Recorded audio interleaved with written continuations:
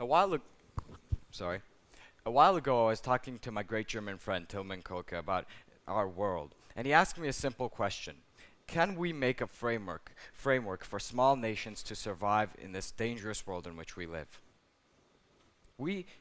I'm standing here today talking to you from Tbilisi, Georgia, a city where just 150 meters separate a synagogue, a mosque, and a church.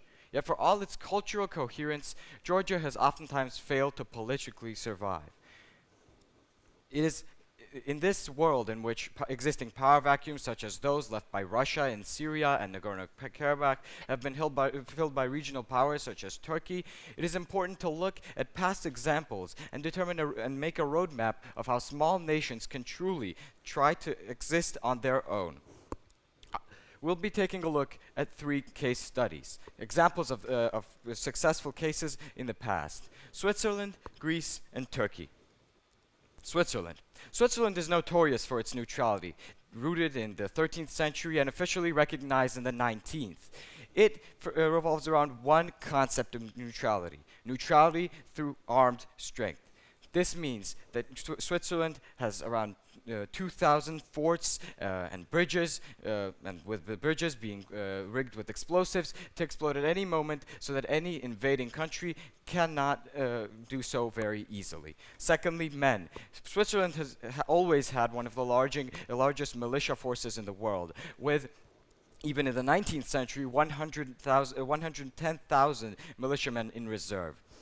Thirdly, guns. Switzerland has oftentimes been the revolutionary in terms of military equipment. The Veteri rifle was one of the first breech-loading guns used by a national army, and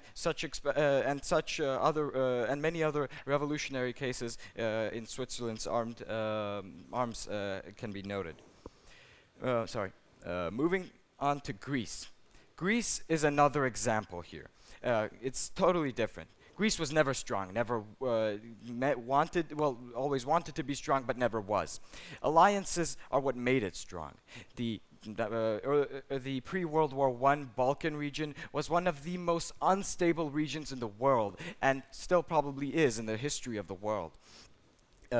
What the Balkan nations decided to do in this case in 1912 was to create the Balkan League, an alliance of states, Serbia, Montenegro, Bulgaria, Greece, that combined to fight off imperialism both against the Ottoman Empire and against the Austro-Hungarians. They initiated a war and won against the Ottoman Empire, seizing all of its European territories. However, after seizing these territories, they failed to separate which territories each country would get, and therefore turned into infighting themselves, and this then went on to them fighting in World War I. Finally, Turkey. Turkey is one of the most interesting examples because in 1923, although it's a large country, it is a completely new one. Mustafa Kemal Atatürk has just recently taken back control from the Ottoman Empire and has initiated new reforms. He goes back to the Lausanne Conference. He initiates the Lausanne Conference and goes back to the Sevres Conference, which punished Turkey severely and practically enforce such hardships on it as the Versailles Treaty did to Germany. Basically, it renegotiates completely the terms of surrender and makes itself a powerful force even in its capitulation, or even in its surrender. Secondly, Mustafa Kemal Atatürk goes back to Turkey and decides that he needs a great internal system, an internal strength that can shake the region completely. He reforms Turkey completely and makes it one of the leading countries in the region. Then goes back to the Montreux Conference, where he demands the remilitarization of the Bosphorus and Dardanelles Straits. He uses political leverage. Germany has just remilitarized the Rhineland, and he uses that as the pretext and the casus belli for remilitarizing the Bosphorus. This is a success.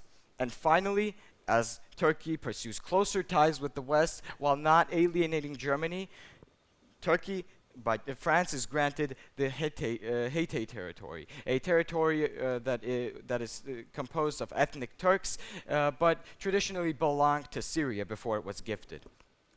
What the Turkey example clearly offers is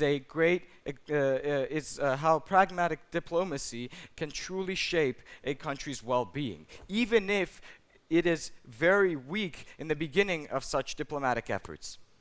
And finally, what are the implications for small nations when considering these cases?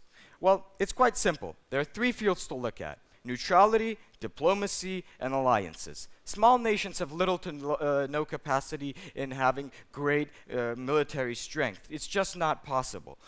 Either geographical terrain, or a stated neutrality before any sort of war can help it. However, and there are very few examples of such cases. Diplomacy is another one. Diplomacy is very interesting because many nations pursue this even today. Diplomacy can offer a way into dealing with all types of actors, even if they are bad actors, and making deals with them to create a peaceful environment, although it may be although the environment may be not the best for these small countries. And finally, alliances. Alliances are clearly the key to a small nation's success. What my studies have shown, and what my research has shown in this field, is that alliances create a backdrop where even small nations such as Greece or Serbia uniting can form equal the power of great forces by standing together. However, these alliances should not be based on a hatred of one foe, but a shared value. So, what I hope to take away, and what I hope you take away from this TED talk, is that Georgia should pursue alliances with its friends in the West, and not neutrality, which it has so weirdly done.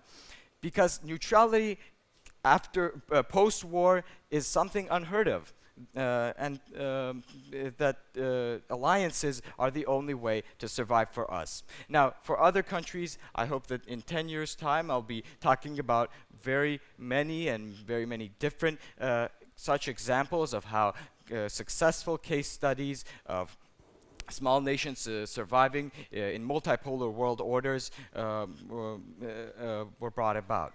So that's it for my talk. If you have any questions there, and that's it.